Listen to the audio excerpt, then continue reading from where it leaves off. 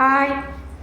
இன்றைக்கி ஒரு முள்ளங்கி தொகையில் சொல்லித்தரேன். நீங்கள்லாம் கேள்வி கூட பட்டிருக்க மாட்டீங்க. இங்கே பாருங்கள், வெறும் மிளகாத்தூள், உப்பு, மஞ்சத்தூள், அதுக்கப்புறமா கொஞ்சமாக வெங்காயம், லிட்டில் வைஸ், அதுக்கப்புறமா புளி கொஞ்சம் ஊற வச்சுக்கணும். தாளிக்கிறதுக்கு கருவேப்பிலை எடுத்து வச்சுருக்கேன்.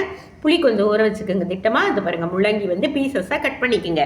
இப்போ என்ன பண்ணணும், நம்ம எல்லாத்தையுமே சேர்த்து மிக்சியில் போட்டு நல்லா அரைச்சிடணும். அரைச்சிட்டு அதுக்கப்புறம் கடாயில் எண்ணெய் கொஞ்சமாக வச்சு கடுகு, உளுத்தம்பருப்பு, பெருங்காயத்தூள் போட்டு, நம்மளுக்கு பெருங்காயத்தூள் எல்லா டிஷ்லேயும் போடுறதுனால நம்மளுக்கு எந்த ஒரு வாய் தொல்லையும் வராது.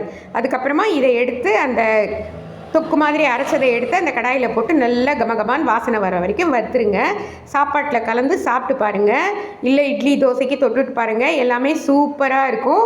பருப்பு தனியாக நம்ம துவரம் பருப்பு கொஞ்சமாக பருப்பு கடைஞ்சிக்கிட்டோம்னா, பச்சை பருப்பானாலும் துவரம் பருப்பானாலும் அதை சாதத்தில் கலந்துட்டு இது தொட்டுட்டு சாப்பிட்லாம். இதுக்கு நம்ம போட்டு சாப்பிட்டோன்னா செம்மையாக இருக்கும். டேஸ்ட் பண்ணி பாருங்கள். லைக் பண்ணுங்கள், ஷேர் பண்ணுங்கள், சப்ஸ்கிரைப் பண்ணுங்கள். தேங்க்யூ.